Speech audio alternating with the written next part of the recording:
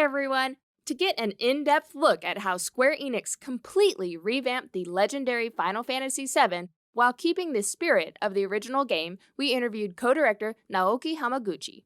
Check out the full interview to find out how Square Enix fleshed out the Final Fantasy VII Remake's environments, incorporated top-notch VFX, optimized the game's performance, and more.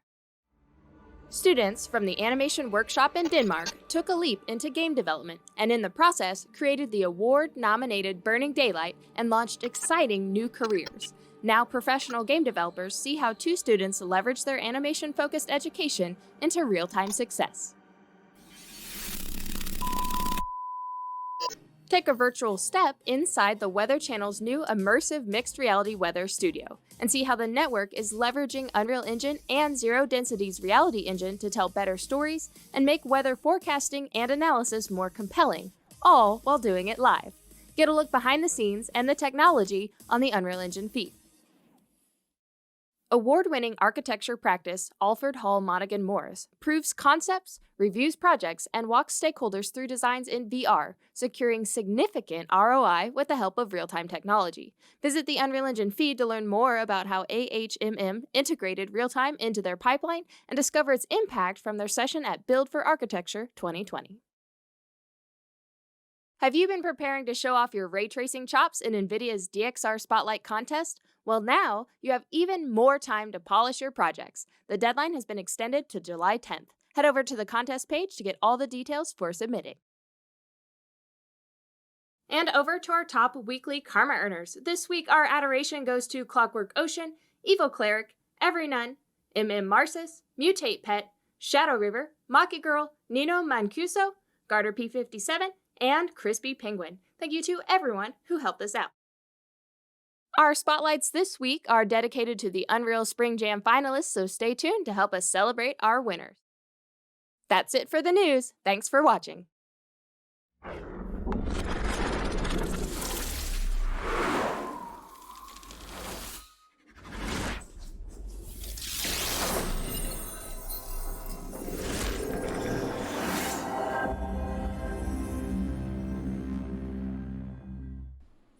Hi everyone, and welcome to Inside Unreal, a weekly show where we learn, explore, and celebrate everything Unreal. I'm your host, Victor Broden, and my guests today are fellow community manager Amanda Shade, and student programs manager Seven Siegel. Hello, hello. Welcome to the stream. Now, today we are going to cover the results of the 2020 Unreal Spring Jam. We have been playing many games in the past couple of weeks. Maybe you can tell, I don't know, it's been a couple late nights. And there's too many to mention. Too much fun, too much amazement in terms of what y'all have been able to accomplish in the short amount of time. But to start off, I think I wanted to mention just sort of a couple of facts about the jam. If you're just tuning in and you're unaware of the game jam, we had over 274 submissions. So that means 274 individuals as well as teams submitted a game to the jam, which is absolutely astounding. And first off, I just want to say thank you all for participating. We hope you all learned as much as possible, which is in my opinion, one of the most important things about the jams, right? They're such a perfect place for, not only like learning and experimentation, but it's for fun too, right?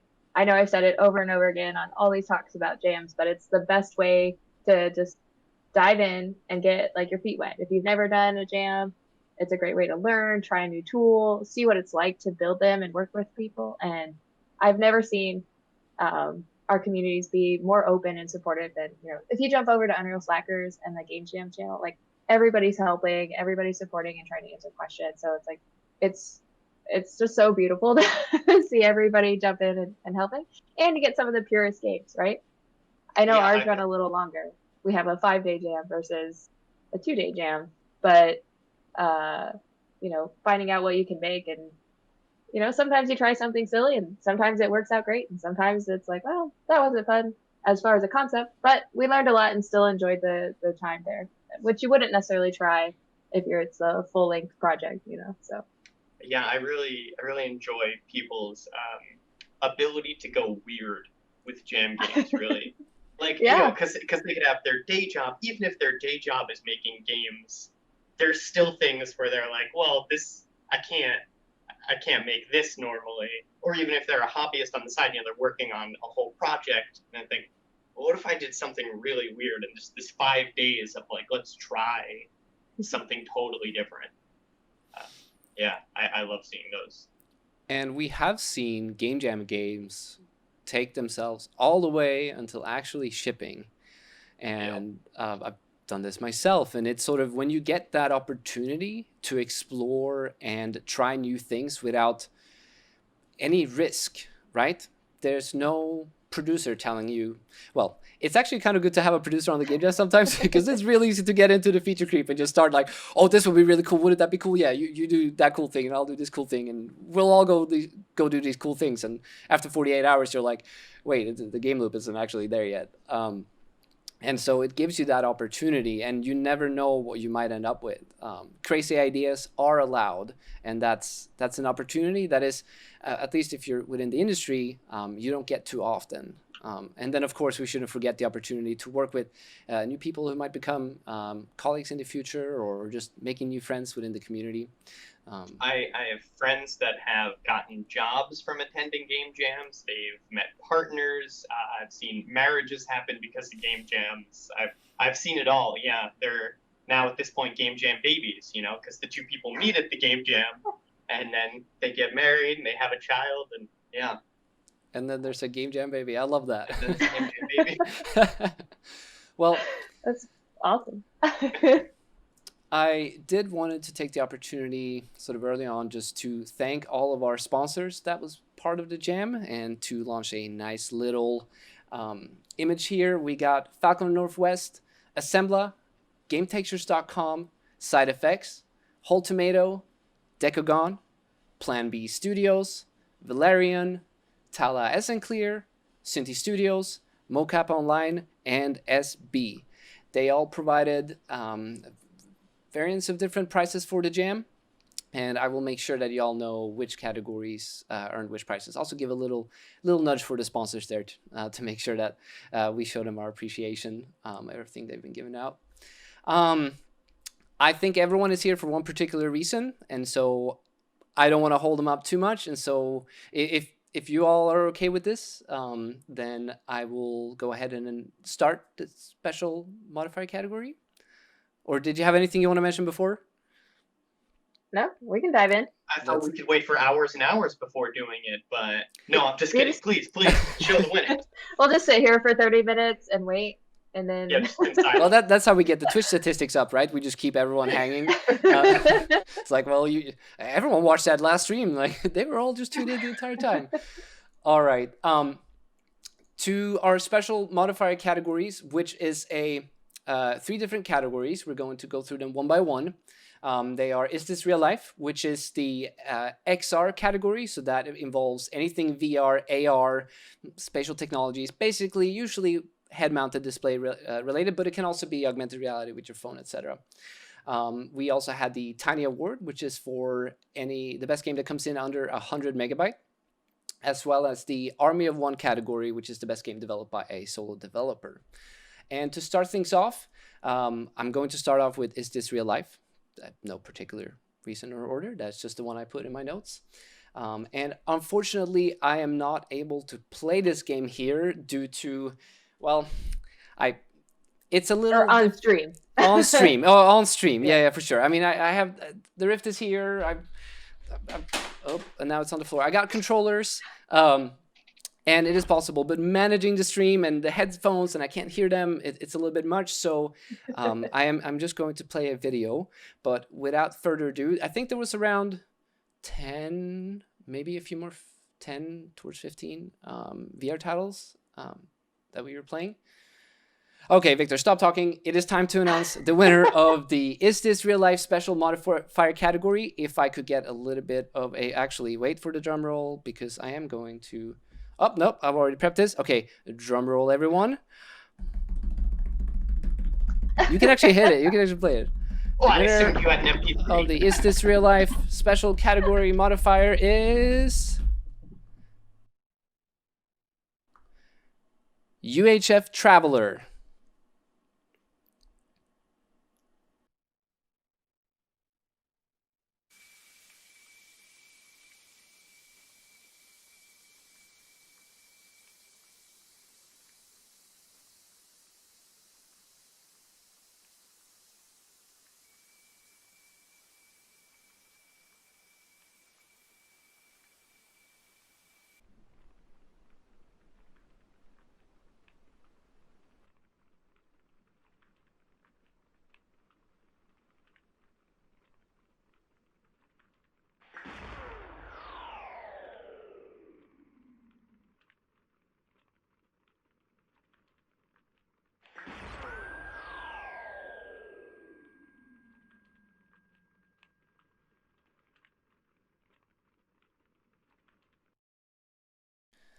All right, we're back.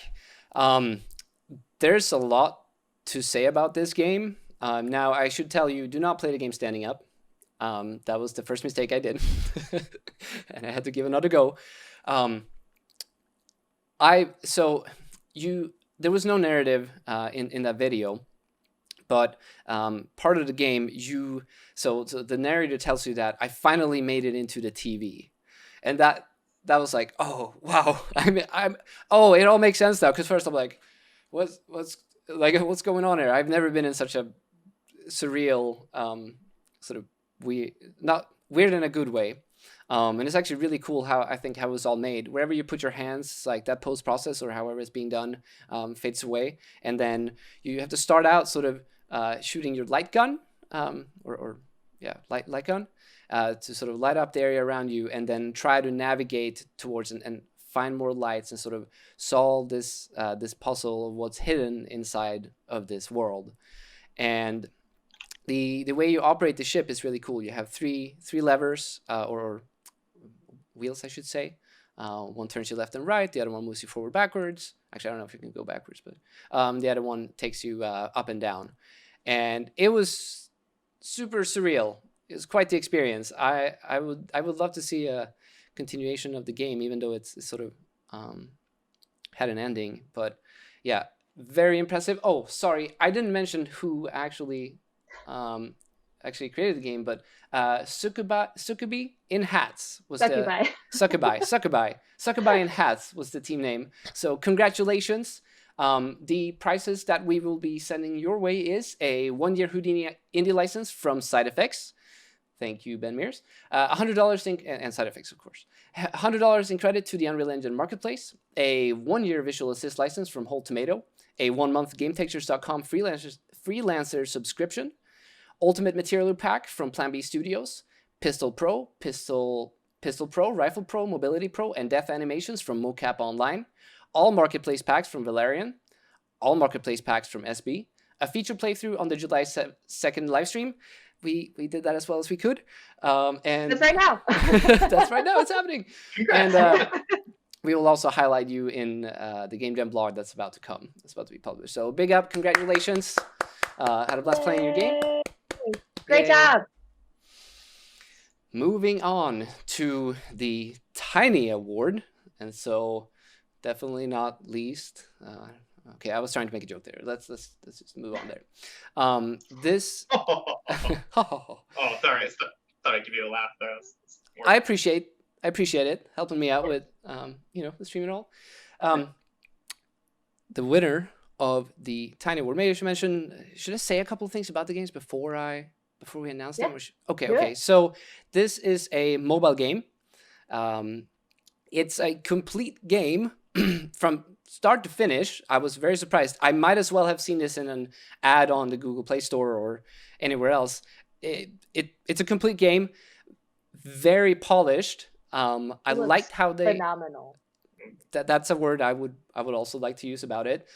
Surprised us all. Now, I tried to get phone screen capture into OBS and the PC to work without success.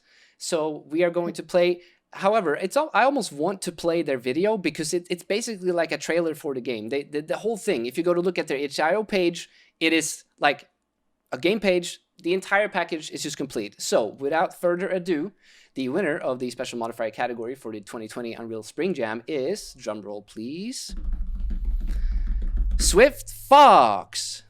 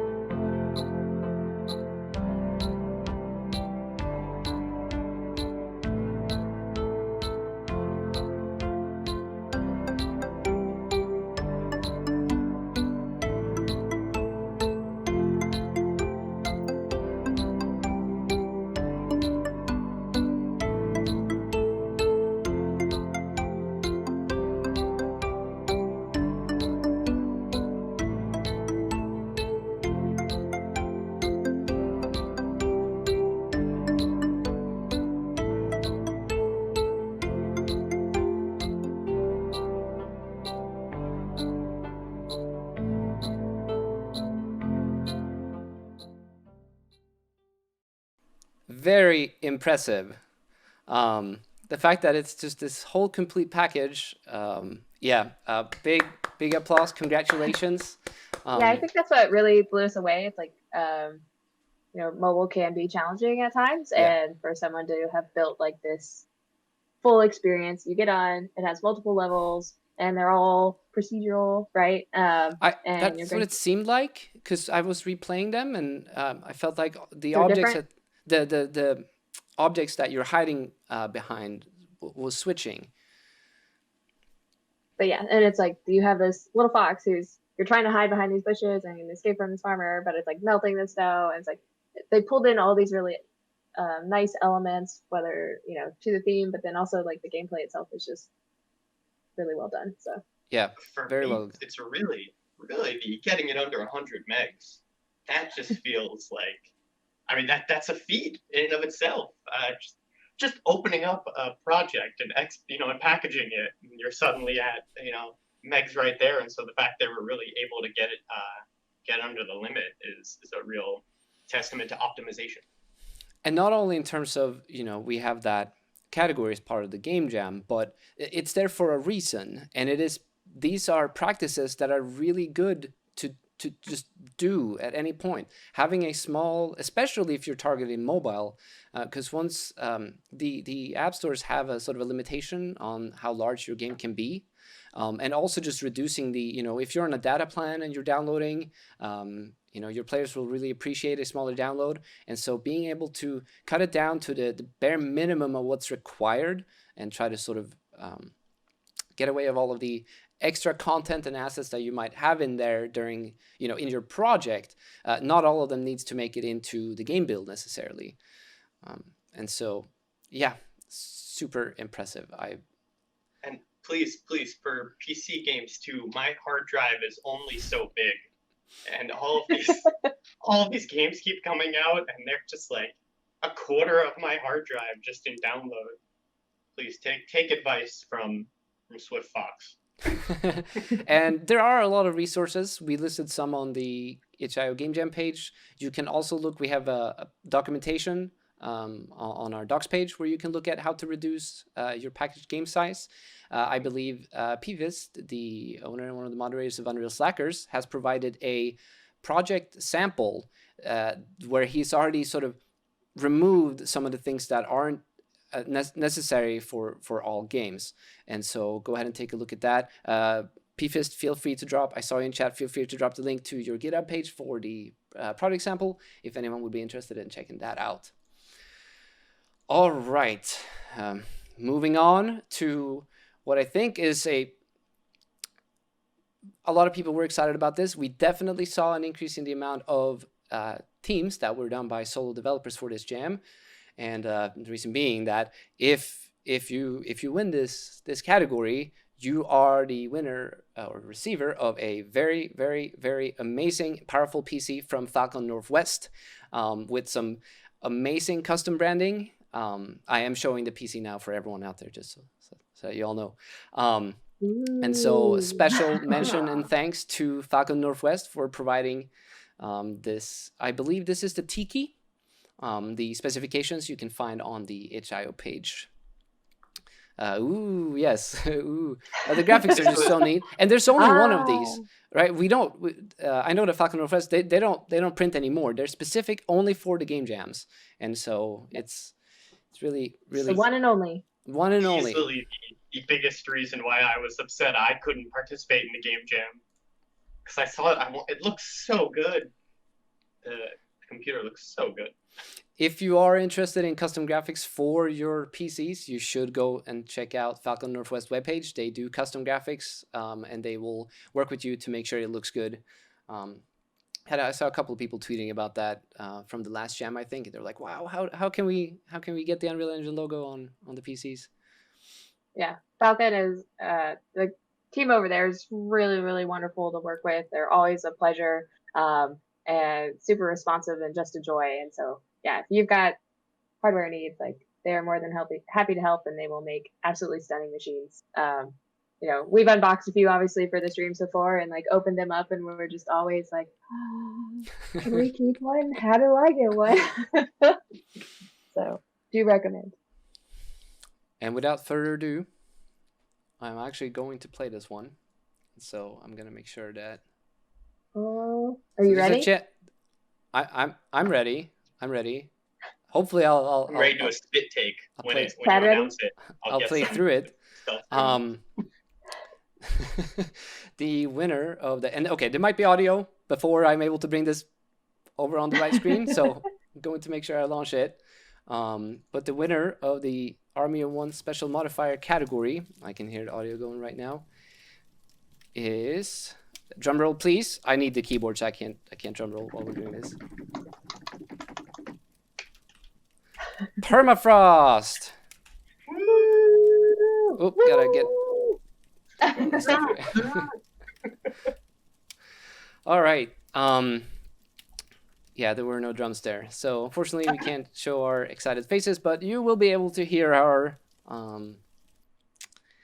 commentary, I should say. Feel the excitement emulating through the our voices.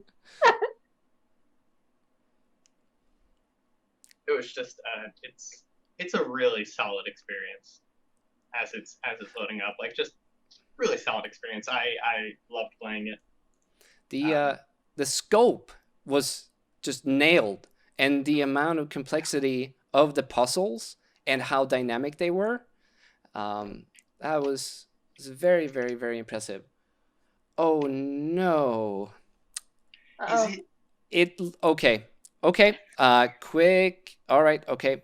I am going to have to restart this. We are going to play it. I am so sorry. I need to unplug my Rift before I start this game, so let me just. That's the thing he threw on the floor. It's all right. The karma coming back. It was grumpy that you chucked it across the room. I noticed this already. That's going to be a movie in a couple of years. Or yeah, like, you know, the VR headset is back to you. Yeah. Okay, let's do this again. That's why it took so long to load as well. All right, take two. Take two.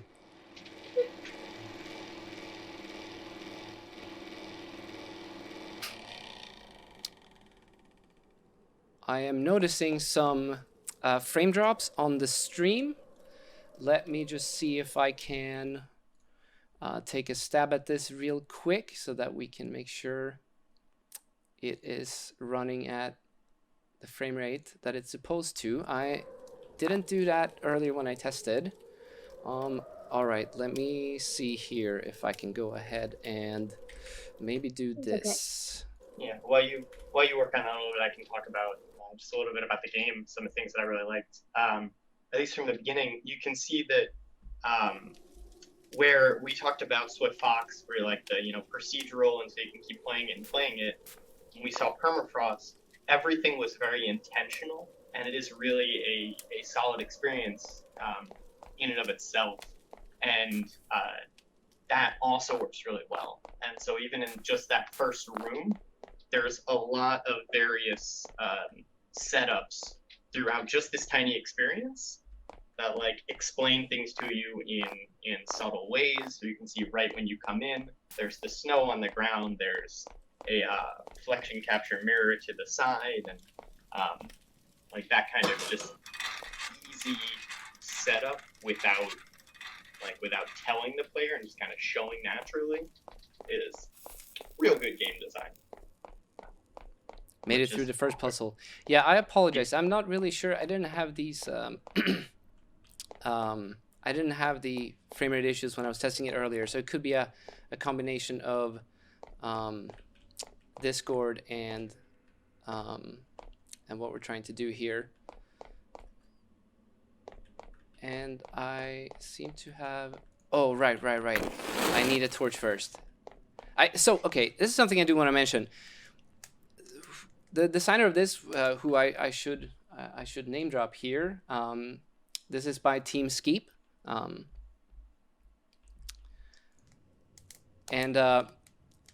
so I discovered I was trying to break it eventually and to see like how far. And I don't know if you noticed that, but he didn't actually allow me, or they didn't allow me to go through here until I grabbed what was needed to actually complete it. And that's sort of telling me, you know, like, oh, okay, there's something else here. And there are a few instances of these, see if I can come across them, where so much thought and sort of QA was put in to make sure that the game is experienced in the best way possible.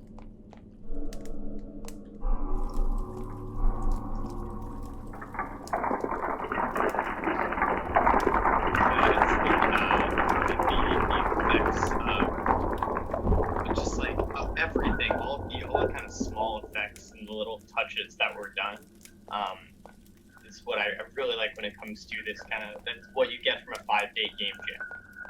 Is when you can, you know, a 2-day one and you're kind of rushing to do anything and there's never any time for polish whatsoever. But the games where they are able to put a little bit of polish into it because they have that extra time, it just really it shows fantastically.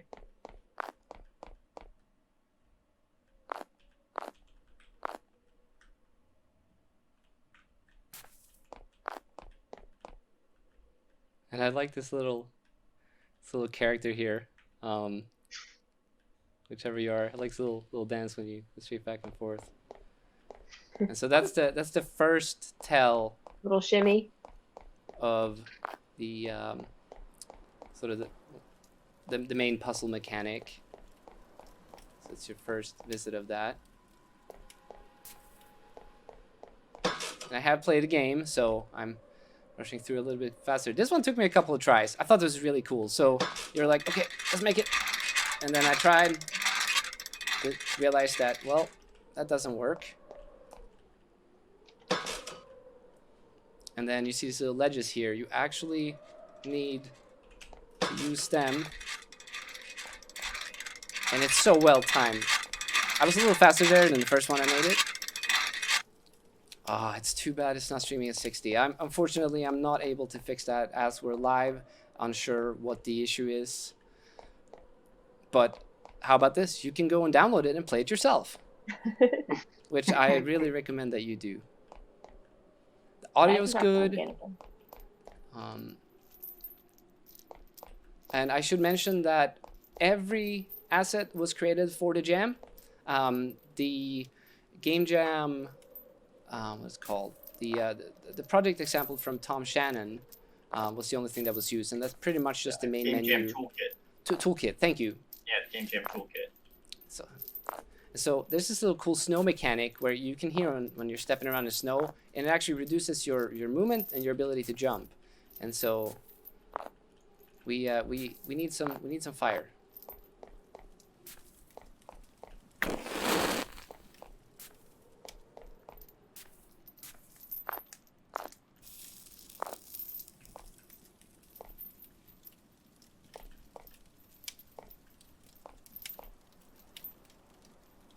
Slowly, it's melting.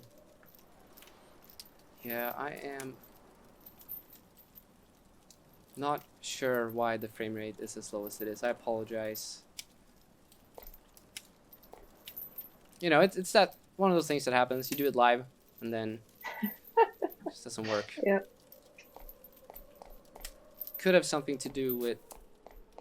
It's not that I threw the rift on the floor, but it could be that I unplugged it in the middle of OBS working. So first mirror puzzle coming up. And so I'm actually not sure how he did this. There's a cool way where like you actually have to face the mirrors when you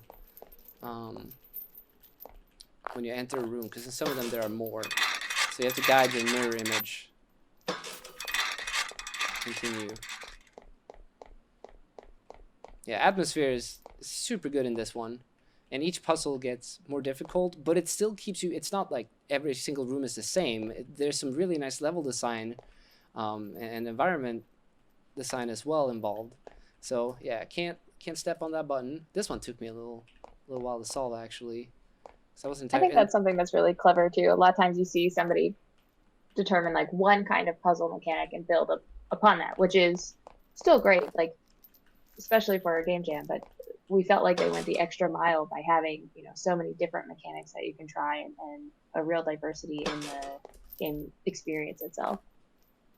Yeah, but at the same time didn't kind of overload it, which I think really benefited this game.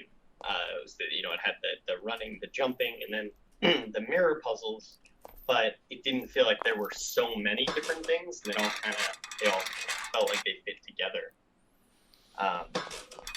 Yeah, I wonder like how this game was built. Part of me wishes that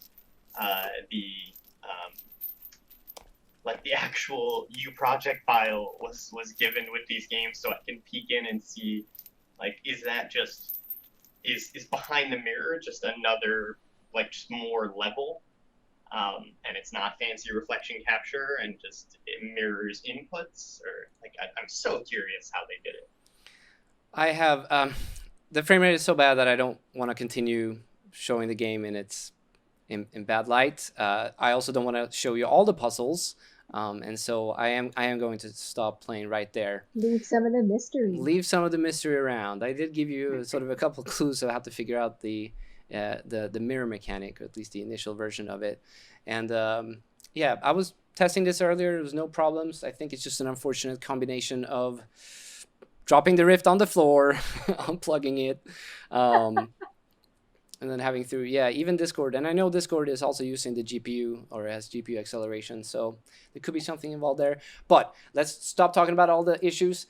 Thank you so much to Team Skeep for providing us with an amazing experience. I suggest all of you to go get it. We will be, or Falcon Northwest will be sending the amazing PC over to you as soon as you have filled out a form that we're going to send all of the winners. That's a good thing to mention. You are required to respond to a form that we will send you before we are able to send you the prizes. Computer looks great. I can't get over it. All right. So those were our 3 special modifier categories. We actually did have 3 modifier categories that were separate from the finalists this time.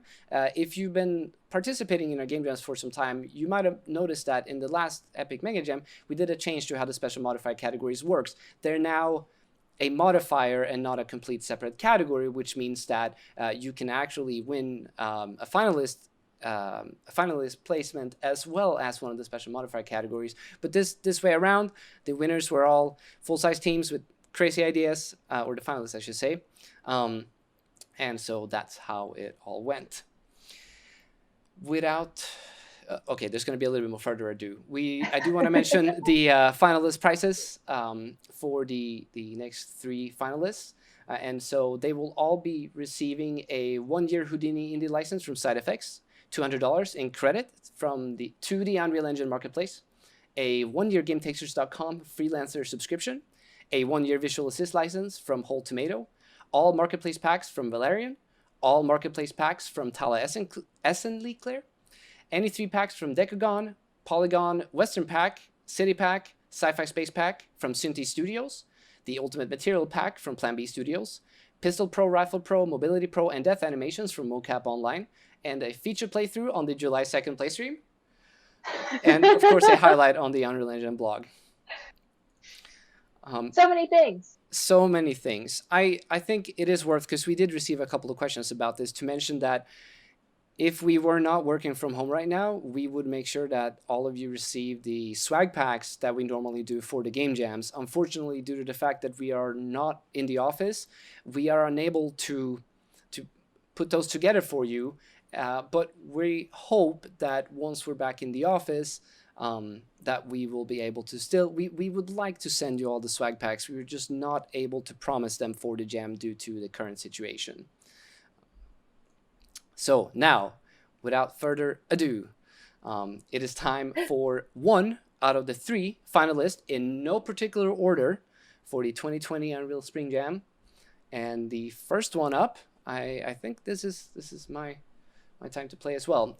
I should mention, I think you all know which one I'm about to mention. If not, I'll speak about it just a little bit. But this was a complete game, I should say. I was very impressed with some of the design decisions that was made, especially when it comes to diegetic UI, and so some interactions that the player is doing is actually in the world rather than a 2D interface, which is really nice. They even adjusted the cursor to match the theme of the game, which I thought is a 3D cursor. It's really cool. I should mention that I am not very great at these kind of games, and so hopefully. Let me see. Let me unplug another cable. Here, we'll just do Twitch plays, and you can have all of them tell you what you should do next. Okay. All right. I'm hoping this is going to work, because that was just an instance with the first game. Are y'all ready to let me know how to play this game? Well, considering they don't know the game and may not know the rules, I don't know that will actually work in this moment. But I think some of them can probably figure it out a little bit quicker than I did. All right, let me go ahead and... All right, still looks like we have that frame rate issue, but I am going to just try to play a little bit of this. Laika. Now, this is a real-time strategy game in where you are operating this little colony of, I believe they're all dogs. And you can see right here the diegetic UI that I was talking about. The buttons are actually part of your main sort of building here. First up, I do believe that I am required to get some power here. Yeah, so... Oh, I can... Well, while you're playing, I can explain if you want to focus on playing. Yeah, so within the game, you have materials, power, food, uranium, and comrades. You can see up at the top, and you kind of need to juggle all these different resources as you're playing. So you need comrades, these cosmonauts, canine cosmonauts, to build the things that you have, and also, mine. And then you have food that you need to feed them so they don't starve. You also need heat so that they don't, freeze. And so you're kind of juggling all these different resources as you go. And the way they added the wind to this game is actually one of the buildings that you build. You can see on the build menu there that is up, one of the buildings actually, that's the thing that wins you the game. And that's when you've gotten enough materials, gotten enough power, and enough comrades that you can build it. And so you are on this, you're on this desolate planet, and it really gives a feeling of being on a desolate planet and trying to survive. One of the things that I very much enjoyed about this game was also how they when jam games work within the constraints that they have to add to creativity. So they didn't make a huge map here, right? You can just kind of rotate around, but you can't move all over. Hey, all right, apparently when I did this, it wasn't as good. But you can, in terms of building things, you can't build things on top of other things, and they added an ability to kind of heat down some of the snow, which allows you to find resources better and build more things as you go. And that is the terraformer. Yeah, the terraformer wins the game as you basically get all of the materials and comrades that you need to make the planet livable. I think I already lost. I built this greenhouse. Can I, if I built this greenhouse when I actually needed another solar panel. So you can see now we're drawing too much power, and so I'm not gaining anything, which means that I can't order. Oh no, yes, I've used up. Oh, we're still gathering materials. I'm getting a lot of food though, because I have 2 greenhouses. That's what happened to me. I It had looks like they're all. You need materials. like all the food in the world and ran out of power. Go to the ship and call for material drop. If you go to your satellite Yes, there. I have enough power now, because I think I canceled. Yeah, you should request material there. And now you can build solar. And you can see off in the bottom left here your comrades collecting wood, coal, mushrooms. You can see they're freezing. Olga and Laika and they're freezing. And a storm is brewing. Oh, it's not looking good, Victor. No, here I'm gonna need a heater. All right, got a heater. But yeah, maybe you can 2. really expand your camp out, and I love, there's a lot you could do here. And while none of us were particularly good at building up our little camp on this planet, overall the experience itself was very, very solid. The storm comes in, and you really feel the doom and gloom of being on a stranded planet and not being able to get resources or supplies. Did all my dogs? No. Okay. I promise. They're still like. They're just freezing. I made 2 heaters. They're not. They don't look on. No. They're not lit up. Turn them on. I don't think I have enough. I you don't have enough He power. doesn't have enough power. Yep. You have 0 power. Right. I can. I Well, need you're one. down to Oh, one one of them died. One of them Yep. died. So I What you can't- all are seeing and hearing is the storm coming, and it really, yeah. You're looking at a heater that has just gone out, and the storm's coming in. And You need some solar panels. Oh, oh, and I can't. Yep. So it's cool. They balanced it in a really good way. Like, it doesn't make me feel. I feel like I did a bad choice here, and I am gonna go ahead and terminate the game right here. Needs to be. Hopefully, that is not the stream. All right, it was not the stream. Cool, we're back. That could have been exciting. Could have been. Yes. There's a real storm, and we all. I lost there because of the fact that I did not manage my resources well enough. And I came across that a few times. I did get a little bit longer one of the other playthroughs. But I loved how well balanced the one was in that regard.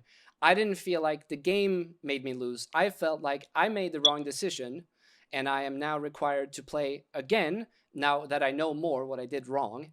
And that replayability and how you progress and learn as a player as you're going through the game is astonishing to complete during the limited amount of time that you have during a game jam. So big kudos to the team Pupper's Delight for submitting Laika.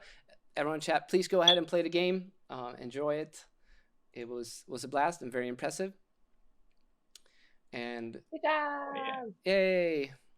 It really, it's rare to see RTS games, like real-time strategy games, made for a game jam, and so it's really awesome, and it's rare to see them done well too. And they've managed. It's funny, they managed all of the resources of the jam to actually produce a good game. They real-time strategy the jam well. Yeah, and it was not like a cookie cutter kind of style either. They implemented some things that I've yet to experience in an RTS game. And I used to be a huge fan of Red Alert and other various RTS games that I played in the past. And so I have played them, and there were some things here, especially for some reason I really love those the buttons was part of the building, sort of 3D in the world. Yeah. Really well made.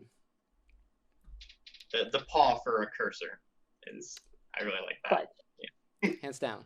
And I bring them up. Pause Pause down. Pause down. Okay. Let's move on to the second, in no particular order, of our 2020 Unreal Spring Jam finalists. This is a game that we are unable to play with this setup. And so we are going to play also a very nicely put together video for the game. I was a little bit curious how they actually did that. I have an idea. Maybe they can go ahead and explain. A recommendation for anyone making multiplayer games for the jams when you're providing a video. It's sort of, that video is the best way to get people to play your game on your itch.io page. When you put up a video, a couple of screenshots, it tells them about the game without them having to download it. And especially if you have a game that is a little bit larger in file size, then it could be really nice to give that preview, or as much as possible, to talk about the game. And so, yeah, I will say, go ahead, Seven. Before we play the video, it just, when watching all the gameplay videos and playing the games, the videos that I appreciated the most were the ones that didn't just hit play and then hit record, and just kind of watch the opening, because a lot of openings are slow. They introduce the story, or I watched one video, 20 seconds of the camera fading in, the camera fading out. I want to see your game. And so games where they actually showed the gameplay loop, or even better, took that minute to really show, explain the game and show what the game is about, were really helpful for selling the game and the project as a whole. And I realize the video is often not considered part of the game jam, but it still is. It's part of the overall part of creating a game, marketing, even if it's just a game jam game. I was going to mention that the first thing, if you're considering, actually shipping anything that you're working on, those first 5 to 10 seconds of your gameplay trailer could be make or break for players who are watching it. That's how much time you have to sort of capture your audience. And so if it's 20 seconds before you even see any gameplay, then people might tune out even before they see your awesome game, even if they might absolutely end up loving it. And so I do think it is great practice, and we did see several amazing sort of cinematics created in Unreal that was made for the videos for the game jam. And so definitely a good practice. And so it's great to see everyone who has that little bit of extra time, and maybe they scoped well, or something went faster than they expected, and they're like, yeah, we can make a cool video now using Sequencer. So without further ado, this time we can do a little drum roll, because I don't need my hands on the, I can do one-handed drum roll. The second out of 3, in no particular order, winner of the 2020 Unreal Spring Jam is, drum roll please, Farm and Seek.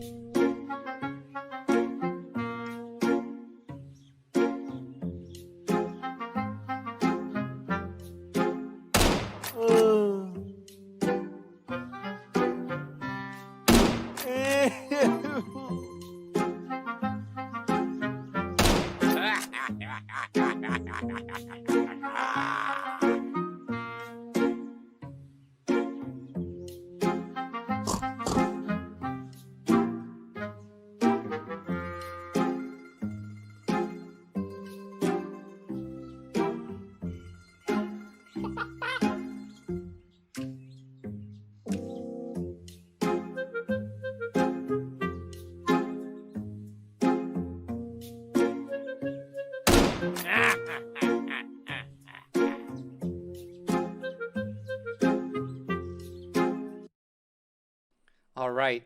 So, would you look at that? That's good timing. I know you two cannot see this, but the Farm and Seek video actually just played as part of the sizzle that's being played on the stream. It's sort of just continued. Farm and Seek, to give you a little bit of context of what's going on there, it's a really interesting twist on prop hunt, where and there's one particular mechanic that's part of it that I really loved, that at least I haven't experienced in a prop hunt game before. You're playing as, so 2 players are playing as the animals. I think it's up to 4. I'm not sure I didn't try to play it more than 4. Yeah, I didn't see either, but I know it was up to 4. Okay. Minimum 3, up to 4 is required. And you need to pretend that you're a chicken or a pig and walk like the AI, but in cue with the music, you have to peck or do the pig's little, like, his little shake, because all of them are doing that in cue to the music. And so the farmer, whoever's playing the farmer, can spot you if you're not in key or doing it in timing with the rest of the AI. And that was awesome. I love that little, it made it like, oh, okay, and you have to click that. That was very, very impressive, super solid. The logo, the video, the gameplay, the sort of frustration and anger when when you either lose or win, it's all there. Everything you want out of a multiplayer game. I really love the style, like just the stylized assets, and working within the constraints. The thing that I talk to students about a lot, and hobbyists and even professionals, just constraints breed creativity. And so instead of saying, let me try and make something big, saying, okay, here are the constraints that I have. How can I make something more interesting from that? And just seeing, yeah, the way of having to like time this weird rhythm mechanic in it, and also because the animals need to eat the carrots to win, but there have to be multiple animals at each little feed.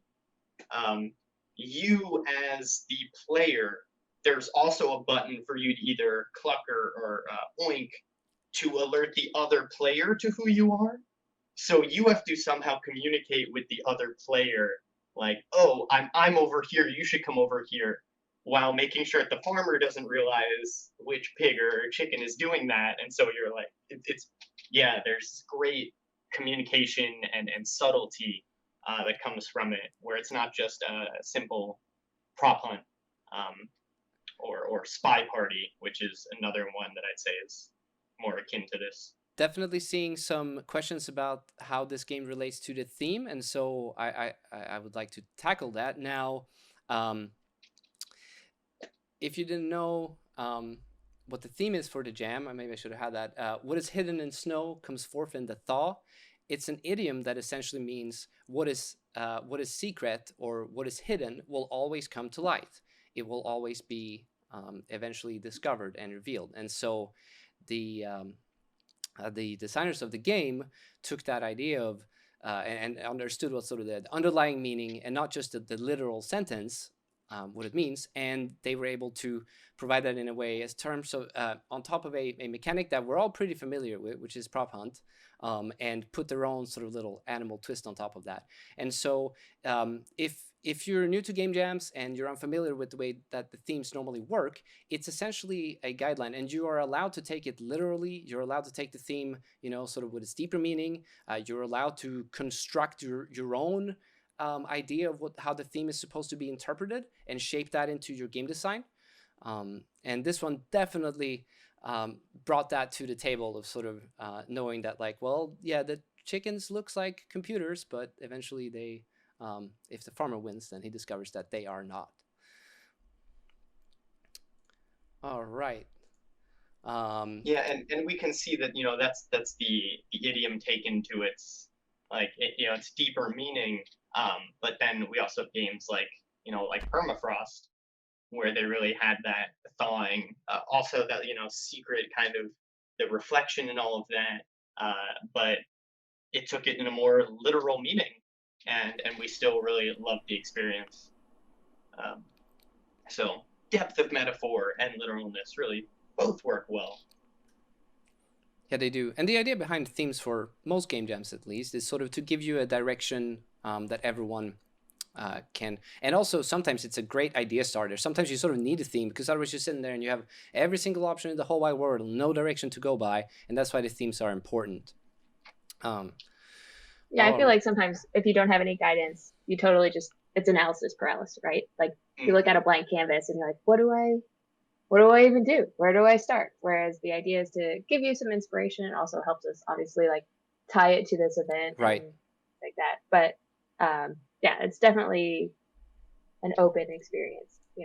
we've had some people take them quite literally. Like on thin ice, for example, is one where people it's like literally walking around ice. But there was also one about like a dating app, and a guy had forgotten to give his girlfriend a gift on Valentine's Day. And it's like they both fit the theme. They're just how you interpret it. I can also assure everybody here that trying to come up with a theme that works globally, which I've had experience doing in the past for game jams, is very difficult, even when going with just specific words, just because of definitions and how they change and meanings, and it's a challenge, truthfully. Seven, how would you, what would be your recommendation for someone who is participating in a game jam and they might not understand the theme? Yeah. Okay. I apologize if everyone says this is a dumb answer, but when I first get any project, the first thing I do, regardless of how much I know about the topic or don't, I Google it. I just Google it and start devouring page 1 of results, maybe even page 2, but just like getting various interpretations, seeing what's already out there, seeing explanations for these things. That's kind of usually what I jump into, and just to get different perspectives. Man, I wish I had a cooler answer than Google it, but that's what I do. That's where I was going. Especially, you mentioned, sort of coming up with a theme that works globally. And if there are words that you're not familiar with, or if you don't speak or can read English as well, then Googling it and sort of look at the descriptions of the words or the idiom or the concept or whatever it might be is your best first action towards trying. And throughout that process, I usually discover sort of a place to go, with the theme, and then just spin off on that and see what you can find. The internet is a magical place. Without too much further ado, the next game we're actually going to be able to play because Seven is going to play it, so it should play at the frame rate that Discord is able to give us. You say that. I do. I just did. Here we go. Here we go. All right. The Can third. you see it? No, not yet. Oh. Not yet. You have launched it though. Yeah, you have launched it. Mm-hmm. Okay. It's sitting here, ready for everybody. Yep. All right. The third, in no particular order, finalist of the 2020 Unreal Spring Jam is, drum roll please,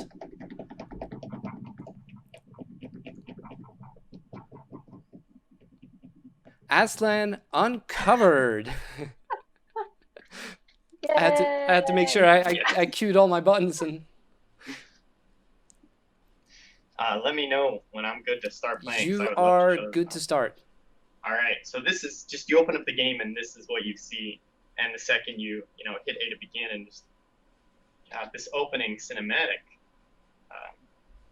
Yeah, they made an opening cinematic. It's fantastic. I love a good use of sequencer. And then made by Slappy Inc. Very, very cute. That's the team's name.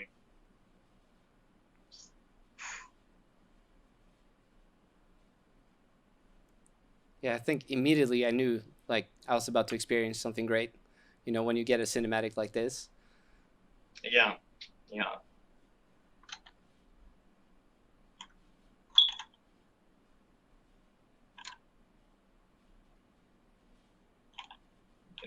Around, see this view. This whole area is way hotter than surroundings. Let's see. Character, just move, jump. We had audio. We had audio last time. Are you not hearing audio from the game? No, we're not. Oh, did you miss the audio from the intro movie? Yes. There was nothing there as well. I am aware. I'm used to talking about games, not playing them on stream. Should I keep playing along here? I think so. It was working when we were playing this right before the stream. Once again. they got this volumetric fog going. This is great. Yeah, I apologize, can't hear the Oh, sound. so someone in chat noticed that you specifically need to share the game screen in order for it to work. Do you think you can turn off your stream and then instead of sharing your window, specifically share the game now that it's launched? You should have an option now to share the game. Yeah, should I go back so we can see the intro cinematic again with the sound? All right. Let me just put here real quick, and I will. Yeah, change Stop windows. Streaming. That works too. Open this up and then start again. Thanks, chat. I think that's what I was working last time. Without you, chat? Yeah. Sharing the screen, and here it is. I really appreciate sound effects. So. By the way, just a heads up before I hit please, for the future, name your project the name of your project. The amount of projects I had to open that were called Spring Jam or UE4 Jam or UE4 Spring Jam, I was just like, I can't remember which one this is. Just remember, name your project. But anyway, please. It's not a requirement, but it is very, very appreciated. Or even if you zip it in a file. If you don't change your project itself and put it in another file just with the name, that would do it.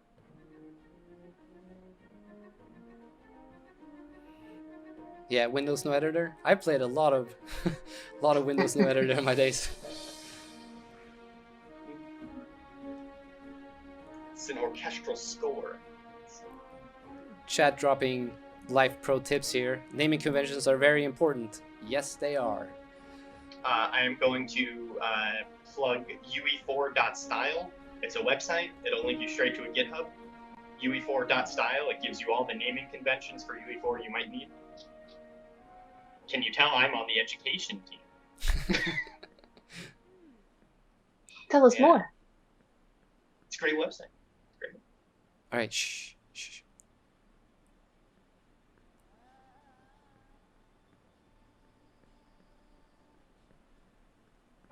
They did a whole character run, jump.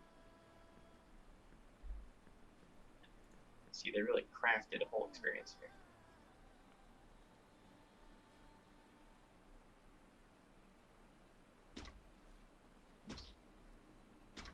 They have this time turner mechanic.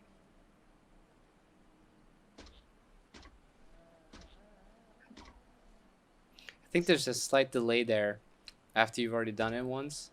Yeah, it's a little bit of cooldown.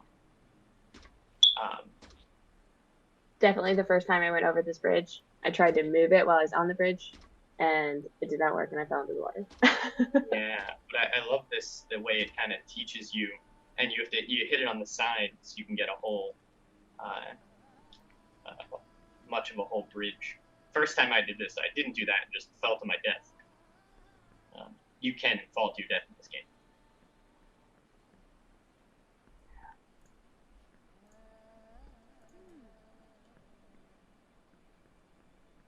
Sprint over here.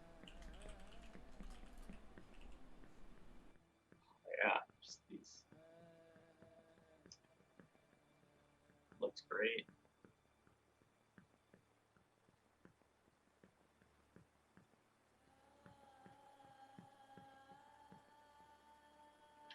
It says I can move this. And it teaches you little simple the systems here and how they work.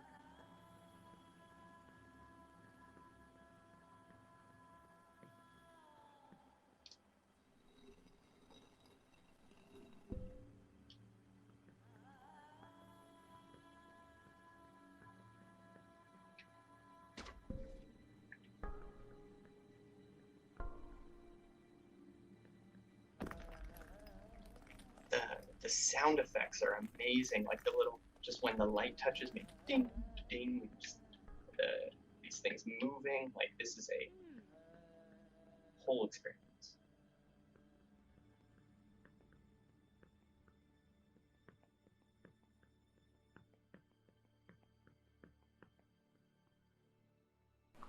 Yeah, definitely some Tomb Raider vibes. Yeah. Without violence, though. This looks empty. Check the other door.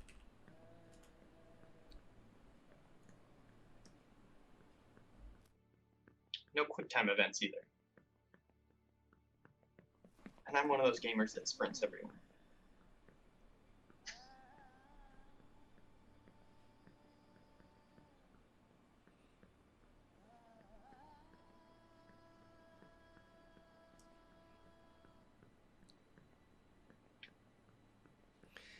Yeah, I see chat's already dropping some of the amazing achievements from the team. Yeah, every single asset was customized for their art style. They did use textures from Megascans, I believe.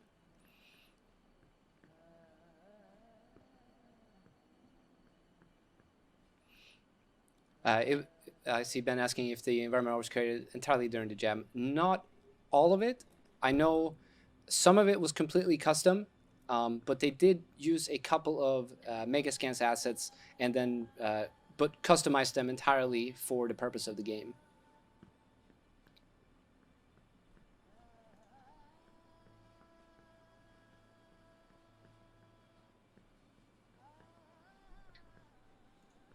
Oh, and the that's right. The character was done, but they did use the advanced locomotion system.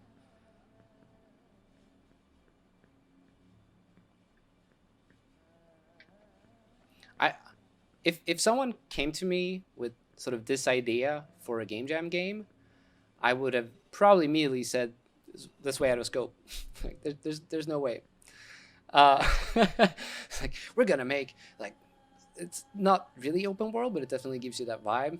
Like large world. I don't even know how many puzzles are in here, and sort of a complete awesome looking art style, customized like custom character. See, what I like here is that it's one of these puzzles that has, you know, it's taught you how to do the various pieces, and then you kind of figure it out. But you know, as you can see right here, when I reach this point here, and it lights up, but it seems you can see the last light goes off kind of into nothing off in the distance. You can see like, all right, this is not the right way, or you know, which is the right way to do it. But there are like multiple kind of stopping points, which I think is really a good showing of a good design puzzle. Yeah, this one right here just goes off. But if I don't use this one, instead try pulling this one, we'll see. I will let you all know I played this earlier so I wouldn't suck at video games on stream. Yeah. This has been cooking in the oven for a couple of days before we prepared it on the stream. I played this for 48 hours straight. Joking. Can I shoot?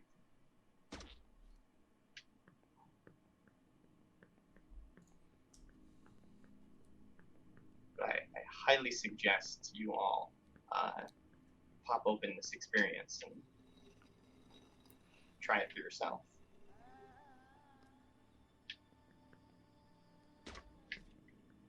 Yeah, there's so much to learn when you play the other submissions.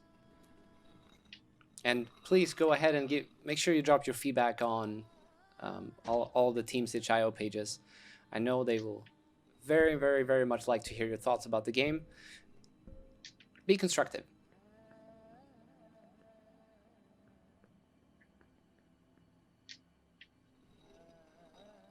Is this it? Oh no, that's that one over there that I missed.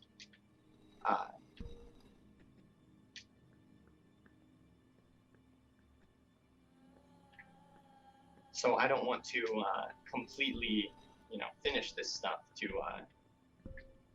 give away the game, but I definitely want to showcase how this is all looking and just the brilliant way the lights are used. Yeah, and the sound implementation, like you could hear those boom, boom, and they're all spatialized from the points where they're hitting. Yeah, it's another game I could see sort of the intro cinematic for, and then 5 to 10 seconds of gameplay and be like, oh yeah, that's a full game, let's buy that.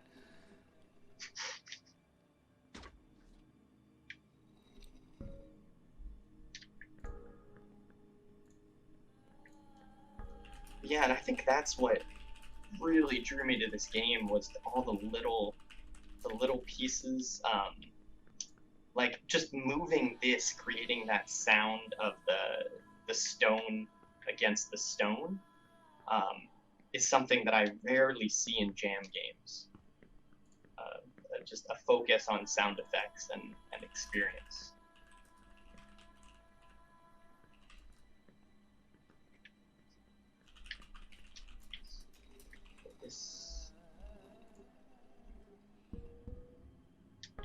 So and the little animation of like the sweating and the character just kind of stops, wipes the sweat.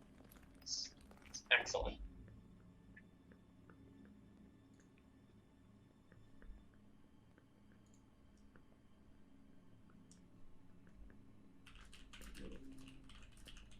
Let's try this one here.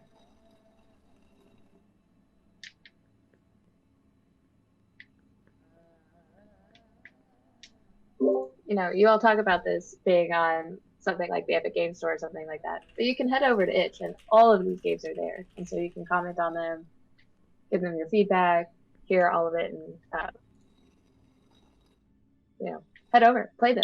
That's the great thing about moving over. You know, in the forums, I feel like it was hard to surface them, but not here. Yeah, and that's something that I tell students all the time, and I think this goes for everyone, even professionals. Just play games, play a lot of video games, play different games, play play games that are random jam games, play professionally made games. Like if you just play all these different games, it helps you understand how to make games better, what makes for a good game, what makes for a bad game. It really just helps you in the end. And you find some really good gems. While you're continuing to play for as long as you want, Seven, I did want to go ahead, now that we've announced all the winners, we can go ahead and drop some of the mentions of the many, many close contenders for all of these. It's as always a really, really, really tough decision in the end. And I did make sure to drop down some I think notes. this is enough of the experience Okay. that people understand it. No, like if you've seen this and you're like, whatever, like download it, please. At this point, if you've seen all that, like it's great. Yeah, so I'm gonna quit out here. Even the font, like it's all just in theme. Yeah, so we can talk about some honorable mentions as well. Could you shut down the game, and then we don't have the audio from it? Even though I did kind of like the atmosphere in the background. I do know that y'all might have some of your lists, but to go through some of mine, no particular order as well. Let's start from the top of my notes. Let's see here. Okay, so Blossom was one of the other VR games that I've never seen a game like that in a jam. They took the theme quite literally, as well, a lot of spring influences, but in Blossom you are sort of painting unflowered, unleafed trees. It's a VR game, a very relaxing, creative experience that I had a lot of fun playing around with. And then once you make the trees bloom, spring arrives, and it was very, very pretty, easy to pick up. You could play it immediately. There was no instructions needed. Everything was just very intuitive. That was one. definitely wanna. It's super pretty and just relaxing. There's something is, you always get a wide variety of types of games, and so by having something that was a little more chill versus some of the chaotic games that we get to, it's nice to have that balance of both. Blossom definitely gave me the vibe of this is the game that I show people who don't play VR, who don't play games, to experience a really like a nice, calming, wow, that was great, kind of experience. Yeah, it's like it's a bit of a coloring. It's like a coloring book vibe where you're painting flowers instead and getting to color them. We can probably continue for the rest of the evening if we're gonna talk about all the games. But another one that I thought was really cool was Cthulhu Frozen Nightmare. They had this very, very, very particular style that's like it looks like a retro game, and the action was there. So you have to continue here. Could have organized this a little bit better, but Celsius Cafe was a super interesting little take on like, yeah, you work in a cafe. I should probably just go through all of these. We also had Pollen, where you're sort of fighting your pollen allergies. I feel like that's so appropriate right now too. It's the absolute truth. Mm-hmm. Need to make sure the sheet I have, everything's like spread apart. Yeah. I mean, I really like the. Go ahead. No, I was just gonna say I didn't go. I know that you prepared a nice little sheet where all of them are right next to each other, but I didn't get that far. No, yeah, I really like the Alpine Ski Resort. Right. So yeah. it's under the monster, right? So if you've ever played Ski Free or the ski game like that used to be on like default Windows machines, it's like you're the skier and eventually the Yeti comes out and you have to fight him. I felt like this game was like, what if you got to be the Yeti? And you're like blasting skiers as they're coming down the mountain. It's a whole lot of fun. It's really, really great. I know one that Seven and I had talked about was that Bean Wishwell. Oh, the art of Bean Wishwell was so cute. So well done. Absolutely. It was 2D style. It looked like cutouts. It is very stop motion-esque. Yeah, it had the way everything was drawn to look 2D, but definitely stop motion. Reminded me of one of my favorite games that never gets enough credit from way long ago called Neverhood, which is it's a claymation point and click adventure game. Had a similar vibe. Anyway, for me, for an honorable mention, Springtail was just it was such a good experience. I really liked it. You play as a leaf kind of just bringing spring to an area, and it's a very calming experience. You got to kind of chill out. It reminded me of that game company, a lot of their games, Flow and Flower. It's just calm and enjoyable, and really pretty, very, very pretty, very well done. To tell the kinds of games that we're looking for or the experiences. I mean, I also just love extremely fast-paced games where everything is crazy and all over the place. So, I realized that when you shut down the stream entirely, we actually all the thirds are now a little bit all over the place, and of course I locked them. That's why I can't move them around. So let me go ahead and fix this real quick while we keep talking about the awesome games. Yeah, we've got a few more too. Go ahead. Oh yeah, my face is covered. That's best. This is like what is it? Just keep out around it. Look, I'm on a stream. Yeah. Spring Fever. I'm gonna call it Spring Fever. Definitely. Oh, yeah. It was. Speaking of games that are whole experiences and everything kind of well done and a neat little package, it's a nice little puzzle game that was a bit adorable, and I could see it, you need at this point, because puzzle games need hundreds of levels. You might have a long time making levels, but I could see it as the start of a prototype to a full thing. Really, I highly suggest you all check out Spring Fever. I'm gonna name drop Thoughts, Snow Archaeologist, Rome had a really interesting art style.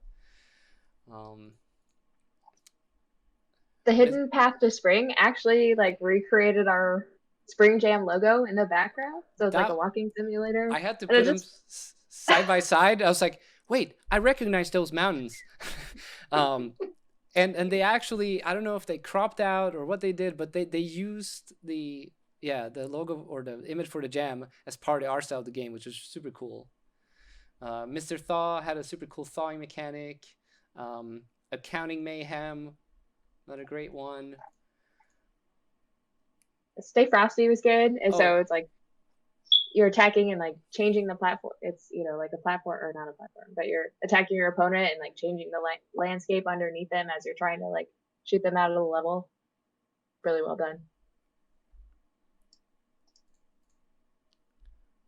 Did the Spring Jam video stop, or do we just have black in one of the videos? I think it might have stopped. It's supposed to replay. Oh well. Guess ran out of video. Well, we are on the 1 hour 20-minute mark here. Tetris, I think Tetris is how it's supposed to be pronounced, was an interesting take on a very familiar or known game, very similar style. Like the blocks are melting snow, and that was really cool. Flying Leap was another great one. Quench a Candle was a Oculus Quest game with hand tracking, where you're like, it's like whack-a-mole, but you're quenching the candles with your fingers, which is super cool. First Oculus Quest game with hand tracking we've seen, because they didn't actually release that feature until this year. So this was the first game jam where we could have seen that. I want to call out it just appeared on the preview video it's called Snow with a capital N-O. And it was a bit of an homage to another game. It was kind of them trying to show how they would make their version of this game that already existed. And it was a cool experience. Very, very short, but a cool experience. I wanted to call out Spark as well. Go play it. I'm gonna leave it at that. Go play it. From Zengu, just go play it. Go play all the games, but we are calling out a couple of the tops. What else do we have? It's just out of 270 games, it gets a little bit fuzzy once you. Yes. That's why we need our notes, because without notes, this would not be as easy. I thought the art for Rivet. The art for Rivet was really nice. That's the the retro robot. And they also had that super cool trailer or video of the game. The way that even just made a logo. With the gears and everything. I thought that was really good. What was the other one? Springtail, where you're the leaf. Oh, I talked about that, but you can okay. that one too, please, if you want. Yeah, that was like goosebumps when I first played it. Just because of the atmosphere. And I always love to see, games that try to do something new, but games aren't what they typically aren't. I love seeing that, sort of trying to think outside the box a little bit. Did we mention Lost and Found? No, we didn't. Really, really cute.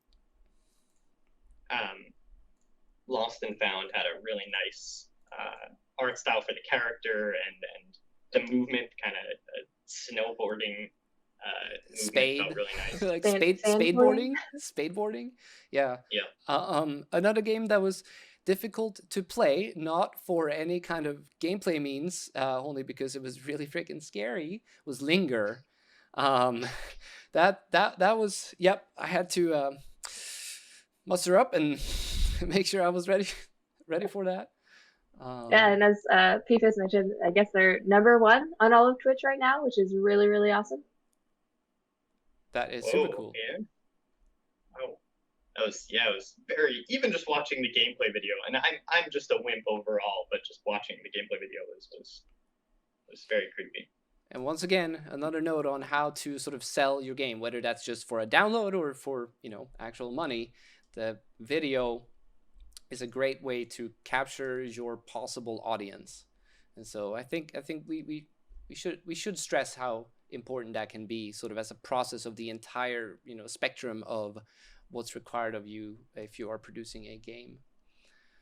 I'm gonna give an honorable mention to a game that is very frustrating, but it was a bit neat. It had that it's called Tricky Traversal. Really had that I want to be the guy feel, which if you all don't know is a very hard game, one of those games where you're supposed to die 1,000 times to understand how to go by. And they pulled that vibe together pretty well in a short amount of time. And it's neat playing it and getting frustrated. I think it's called Space Rescue as well. There's this like, what's going on here? It's playing the video right now as I drop Space Rescue. That's Space Rescue right there. It's a VR game where you're making it through the space station, and you have to wipe your lens or the lens of your helmet or spacesuit, which was a super cool mechanic. Maybe we can just sit here and wait for all of them to play, but we are getting short on time, and so with that in mind, to everyone, to all of you that submitted and participated in Jam, it was a pleasure playing all your games to see what you were able to come up with. Whether this was the first Jam or your 100th, I'm sure there's some people in the world that have been able to do 100. I think I'm on like the 20-25 mark, which is a significant amount of jams. Yeah, it's a significant amount of jams, but I'm sure there's someone out there who's just like a game jam professional. Maybe it's their profession. I wish that was a profession. Could you imagine that? Just getting to game jam like every week, you jam. There are you have to spend like 3 days resting to do the weekend at all. Good point. There are a few studios that actually work that way. They're really they were the ones that they got very popular from game jam, and now their model is really just, all right, let's jam, see what gems come from it, and then try again and again. And it's worked really well for them. Without continuing for hours and hours, it would have been amazing to play all of the games on stream, but okay, so that reminds me that I do want to do a big shout out and thanks to Shadow River for streaming every single game on his channel over, how long was it this time? I think it took him 7 days, like 5 or 7 days. That's really nice, and I know that all the developers are very happy to see sort of someone playing their game and getting everyone to join around and talk about how it's done. Oh, this thawing mechanic, I think I mentioned this one. This thawing mechanic was super cool, also another VR title. Do want to make sure to mention again all of our amazing sponsors that helped us make the prices for this jam as amazing as they are: Falcon Northwest, Assembla, GameTextures.com, Side Effects, Whole Tomato, Decagon, Plan B Studios, Valerion, Tala Essenlichler, Synthi Studios, Mocap Online, and SB. Thank you all once again for providing the winners of the jam with prizes. But I do want to mention that I think all of you are winners for actually being able to submit a game within such a short amount of time. I cannot stress that enough. You know, you see like, 270 something games. It's like, it seems like everyone just has an easy time doing this. It's not easy. It is not easy. Whether this is your first jam or the last, there are always things that goes wrong. There are some things that goes better, and sometimes it doesn't go at all. And then it just, that happens, you know. If you weren't able to submit what kind of reasons those might have been, it's not the end of the world. There will be more jams. And if you are excited about doing jams in between our Unreal jams, make sure that you check out the itch.io calendar, because there's always a jam going on there. Always. Always. I believe they have a game jam going till the end of time. So even if all game jams are not there, that one is. There's also a 10-year game jam. There's a 10-year game jam. What? Yes. That's a long time. And okay, I don't remember the exact specifics, but it makes sense. I think you're allowed to like, I don't remember the specifics. Go check it out. There's a 10-year game jam. I've been thinking of participating in it just because it's such a cool idea. And it's not like every day you need to work on a game for 10 years. They had a great description. Just go check it out.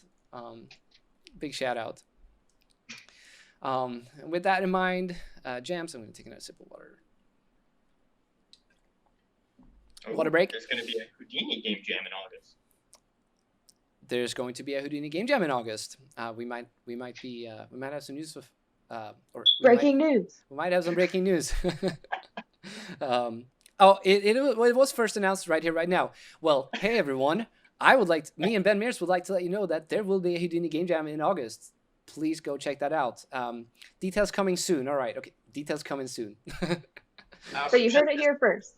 Just as a plug, if you are trying to get a job in games, boy, if you know Houdini and Unreal, there are so many companies that want to hire you. Like that combo, there's just such a hunger right now. So yeah, participate in the Houdini game jam. Use Unreal. And for whatever, you participate in jams to learn, to have a good time, meet new people, but there are so many different things that might come out of that. And another one of them is that add another title to your portfolio. Doesn't matter, even if you weren't able to submit it, even if you didn't finish the game, but you do think that what you made was cool, make sure you capture a little bit of that and put it on your portfolio, whether that's ArtStation or you got your own webpage. Make sure that you put it out there. And if you are the 100 game jams kind of person, just make a special list at the end where it's like, and here are all the game jams I made. It shows your passion. It shows that you, on your own free time, without any money involved, are willing to spend the effort to find a team or just go at it alone and produce something throughout a short and limited amount of time. It is, can't stress that enough. And make sure you do that. Whether you link to your itch profile or you have it uploaded somewhere else, doesn't really matter. Make sure. It's also a great way to meet other people. This is how you connect with other devs in your community, whether immediately in your local area or online. Like, it's a great way to make connections and show people what kind of teammate you are. And so there's really, really loads of benefits to participating in game jams, and it's a great way to share what you can do. I think I've had some of the most fun of my life, like participating in game jams. No sleep for 48 hours, waking up after a 30-minute nap and thinking I'm in some kind of a nightmare, and then I'm awake now, so let's get back to jamming. I do not recommend that. Yeah, I was like, oh, what a blast. Go to sleep. Eat well, take care of yourself. Yeah, noodles. I know I eat a lot of noodles during the game because boiling water noodles. I can still keep programming, and here we go. But yeah, good tips. We were not able to do a game jam stream this year, but or for this jam, but hopefully next time we'll be able to provide some of these tips and tricks and just general recommendations. Some of them even apply to life or your career in the industry, if that's what you're interested in doing. I think with that, we have talked, we have played, we have announced, we have dropped some new announcements from chat. It's been a pleasure. I want to thank Amanda and Seven for joining me on the stream today, helping me play all of these games. And also, it's a lot of work, and so I really want to thank you for that. And also coming on the stream. Great job, Victor. Great job, everybody. Thank you very much. Great job, thank to all of you. Can I do this for chat? I want to see chat. I want to see everyone in chat. You should appreciate, even if you weren't participating in Jam. Thank you for being here. Thank you for checking out all the amazing titles from these developers. It's been a blast. I am going to say that we are planning another game jam for this year, so stay tuned for that on our social media channels, Twitter, Facebook, LinkedIn. Make sure you are a part of our forums. We also announce all the streams there. If this is the first or you're a frequent visitor of our Thursday live streams, make sure you check out the events page on our forum. That's where they get announced first. And that brings me into mentioning that next week there won't be a stream. However, the week after, I have something really exciting for you all. The Coalition is coming to talk about Gears 5 and Gears Tactics on stream. And they will be showing a little bit of in-editor stuff. Yeah, there's animations. So, whoa. I'm excited. Yeah. And the week after that, I cannot announce just now, but trust me when I say that what we are about to announce for that stream is very exciting. I don't know how to put that in any other words. It is very exciting, and I'm very happy to be able to bring that guest on and show you what we've been working on. It's a little. It's gonna come out of the blue, but it's really cool, and I think all of you who are likes the kind of game jam stuff and that sort of work is going to tune in. It will be announced soon, probably next week, and so make sure you tune in on the forums to see that announcement. And with that said, I think it is time once again to say goodbye. It's been a solid hour and 36 minutes at this point, and we need to continue with the rest of our days. And we hope that you are all staying safe out there, and that you're treating yourself well during these difficult times. And with that said, do y'all want to end the stream with anything? How do we follow that? Our community is fantastic, and we're lucky to be here. And we love you. To do it again in 2 weeks. That's great. Thanks again to Amanda and Seven, and to all of you watching out there. I'm getting ready to play the outro, and we will see you again in 2 weeks. Bye, everyone.